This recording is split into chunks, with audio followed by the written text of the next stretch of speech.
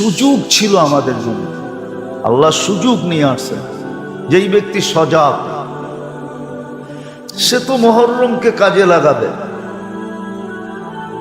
মুহররমুল হারামকে কাজে লাগাবে। না, এই মাসের ভিতরে দোয়া কবুল হওয়ার বহুত প্রমাণ আছে। বোঝা গেল এই মাসের ভিতরে দোয়া কবুল হয়। বড় বড় গুনাহ মাফ হওয়ার প্রমাণ আছে এই মাসের ভিতরে।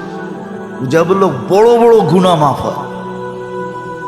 দেখা যাবে কেউ দোয়ার ভিতরে রাত্র কাটায় দিবে, কেউ মাপ চাইতে চাইতে মাস কাটায় দিবে,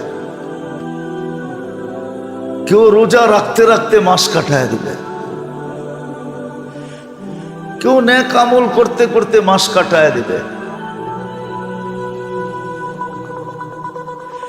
আর কেউ শুধু হায় হোসেন করতে করতে কাটায় দিবে।